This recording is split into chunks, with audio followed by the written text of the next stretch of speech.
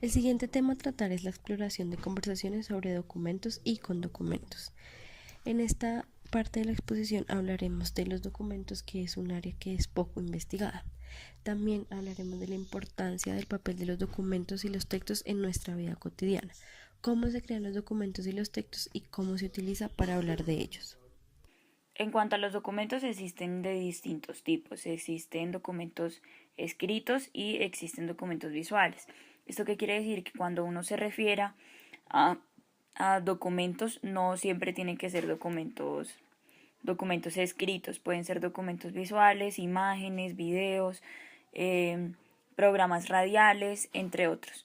Estos documentos siempre uno los lee, claro, dependiendo de su formato, de maneras distintas, pero uno siempre se adapta a la manera en cómo se debe leer el documento porque se especifica dentro del entorno del documento. Es algo que se sobreentiende. Por ejemplo, yo sé que si tengo un documento escrito, pues no voy a esperar que el documento me hable para yo escucharlo, sino que tengo que leerlo eh, letra por letra para poder entenderlo. Y lo mismo pasa con las imágenes. Las imágenes, aunque no se leen letra por letra ni se escuchan, las imágenes se interpretan en cuanto a, por ejemplo, elementos como el color, el diseño, entre otros.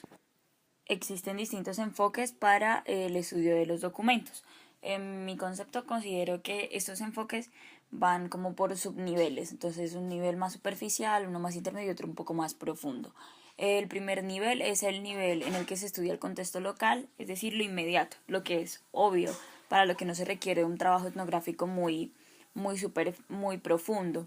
Entonces, dentro del estudio del contexto local se podrían preguntar cosas como cómo está leyendo el documento, qué tipo de documento es, si está o no está tomando notas, cómo introducir y terminar las secciones, si las lee en voz alta o en voz baja, en caso de que es un documento escrito, si es una imagen, entonces cómo va leyendo el ojo, ese tipo de cosas, qué representaciones les puede dar a los símbolos, entre otras.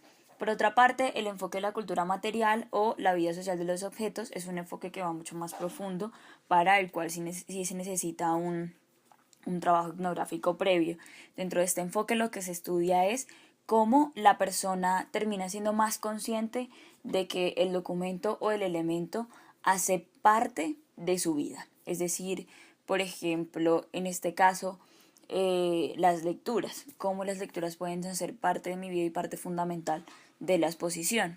Sin las lecturas que nos dio el profesor, probablemente no hubiésemos podido realizar la exposición con éxito. En un contexto más general, más global, el teléfono celular. Cómo el teléfono celular se introduce a la vida de la persona. Eso en cuanto a los objetos. En cuanto a los documentos, se pueden preguntar qué tanto una persona puede interiorizar un libro, qué tanto una persona puede marcarle una imagen, por ejemplo, si es fotógrafo, entonces qué tanto se puede entregar ese fotógrafo a su trabajo como tal, a conseguir la imagen ideal.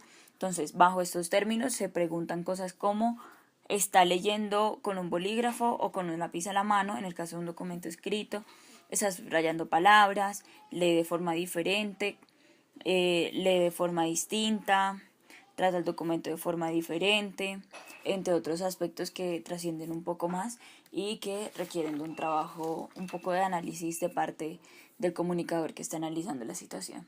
Un tercer enfoque que ya es un poco más profundo, para el cual también se requiere un trabajo etnográfico de observación, es el enfoque extralocal, que va más allá de lo inmediato, del aquí y del ahora.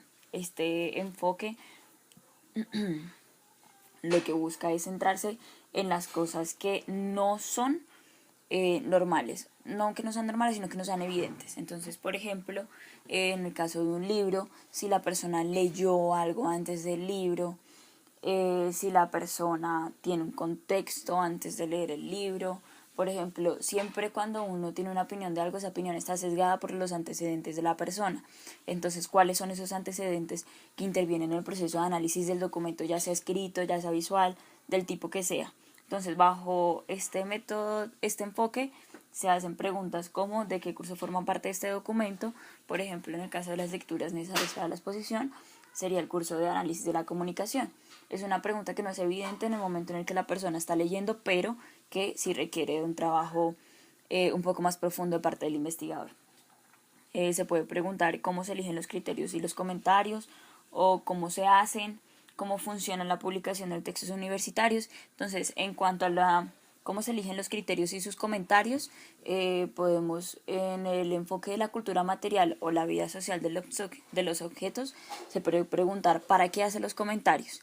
En el enfoque del contexto local se puede preguntar de qué forma está haciendo los comentarios, si los hace al pie de la página, si los hace al final, a un ladito. Y en el enfoque extralocal se pregunta más cuáles son los criterios para hacer un comentario. Entonces ya se puede evidenciar que uno va trascendiendo en profundidad. Entonces, repito, en el contexto local se pregunta cómo hace los comentarios, en qué parte de la hoja, con qué color, ese tipo de cosas. En el enfoque de la cultura material se pregunta para qué hace los comentarios, sí, para recordar después, para afianzar un poco más sus conocimientos, lo que sea. Y en el enfoque local se pregunta cuáles son los criterios para hacer el comentario.